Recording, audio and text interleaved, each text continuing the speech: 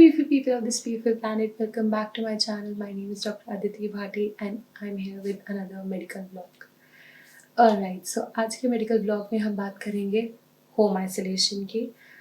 Less than a month ago, UP government ने home isolation allow किया था COVID-19 patients के लिए.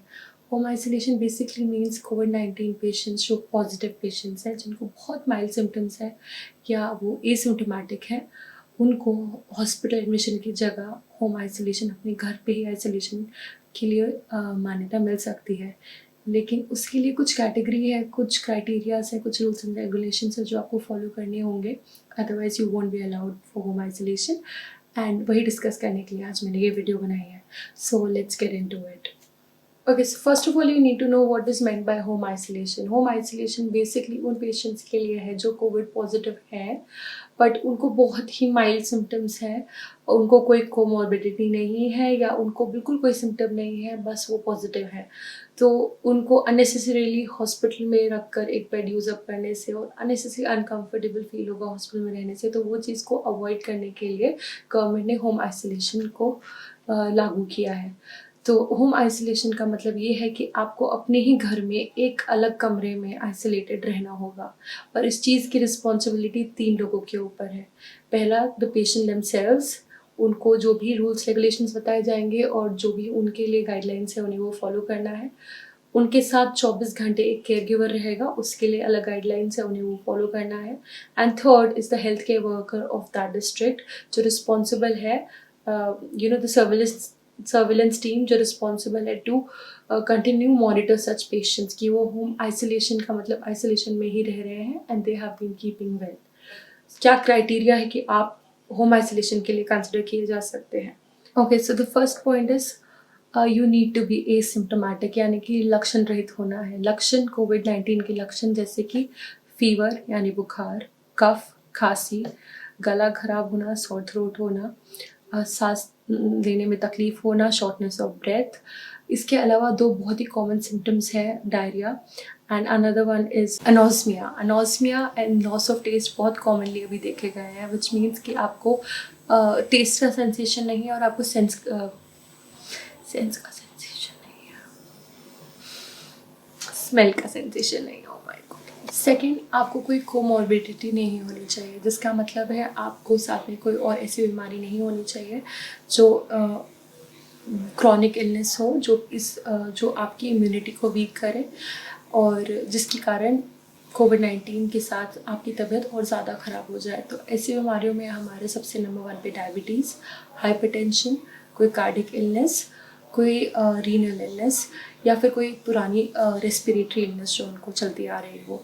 तो इन सब कैटेगरीज़ के patient and also those patient who are immunocompromised, यानी कि जिन पेशेंट को किसी भी कारण उनकी रोग प्रतिरोधक क्षमता यानी कि इम्यूनिटी वीक हो रही हो, जैसे कि patients ridden with cancer, patient with immunotherapies, patient who have had organ transplants and are on long term immunosuppressants. तो ऐसे पेशेंट्स को होम आइसोलेशन बिल्कुल भी नहीं दिया जा सकता है.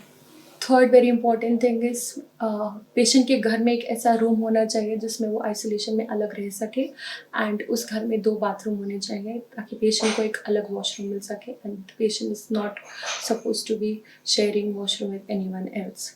So that is very important. And number 4 is patient needs to have a 24/7 caregiver with him. एक ऐसा व्यक्ति सेम जो प्रेफरेबली 24 ईयर्स से 50 ईयर्स के बीच में होना चाहिए, जिसको खुद कोई बीमारी ना हो, खुद ये सारी चीज़ें जो भी लिस्ट की है ये सब में से कुछ ना हो and is going to be available with the patient 24 hours. ऐसा व्यक्ति अवेलेबल होगा तो ही उसको आइसोलेशन के लिए कंसिडर किया जाएगा. Next point is that the person needs to download the Arogya Setu app and need to keep it switched on. Both the patient and the caretaker needs to do this and keep it on at all times and need to update their symptoms and their condition on the app regularly. Okay, besides this patient को एक home isolation kit खरीदनी होगी, जिस kit में कुछ ऐसे equipments हैं जिनको वो डेली यूज़ करेंगे अपनी हेल्थ केयर चेकअप के लिए। सो उस किट में सबसे पहला वेरी इंपॉर्टेंट इक्विपमेंट होता है pulse oximeter. Pulse oximeter basically एक मेडिकल इक्विपमेंट है जिसको अपनी फिंगर पे अप्लाई करते हैं और उसमें आपकी पल्स रेट एंड आपका ऑक्सीजन सैचुरेशन आता है।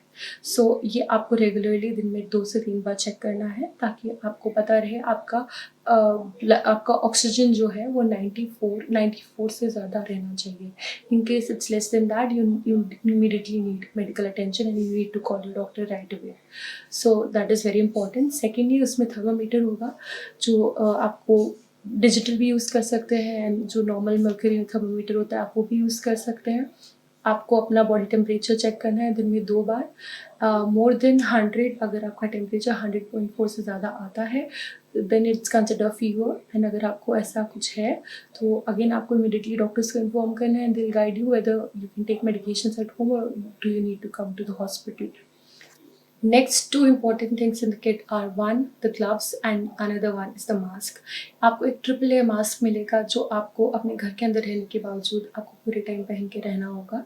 इस मास्क को आप 8 घंटे तक यूज़ कर सकते हैं और या फिर अगर विद इन 8 आवर्स आपको लगे the mask has been spoiled, ख़राब हो गया है, तो आप उसको डिस्कार्ड कर सकते हैं और 8 घंटे बाद आपको दूसरा मास्क यूज़ करना है।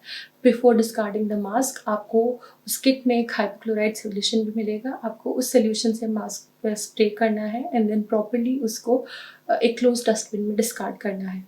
And gloves again obviously gloves are very important.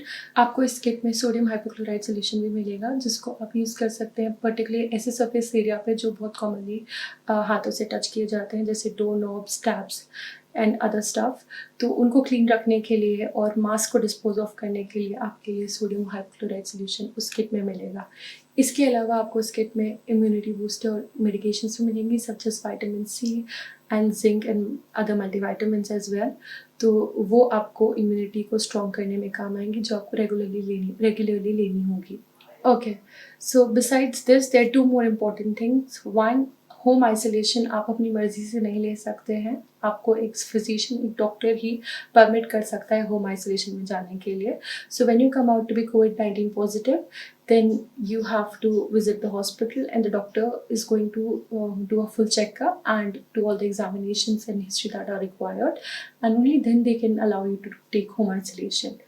And after that, second, you have to sign an undertaking which will be provided to you in both Hindi and English, जिसको आपको पढ़ के sign करना है that you have been explained everything and you agree to take home isolation on your own. So these are the important requirements for home isolation. Okay, so the things that the patient have to keep in mind after they have been given home isolation. One, they have to adhere to all the medications and advices given by their physician.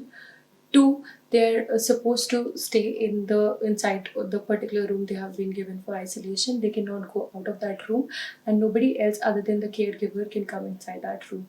3, उनको regularly अपने hand wash करने होंगे specifically before having meals और the same hand wash criteria you have to follow. You have to wash your hands properly for 40 seconds. And other than this, you cannot share anything with anyone else. You cannot share your washroom with anyone else. You cannot share your food with anyone else. Your clothes, your phone, any electronic, nothing has to be shared by anybody else.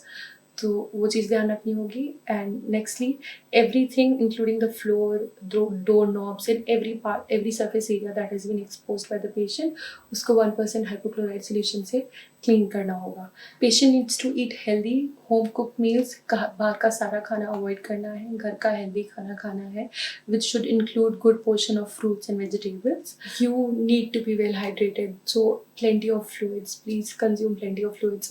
Please avoid cold drinks and other cold fluids, but try and hydrate yourself as much as you can.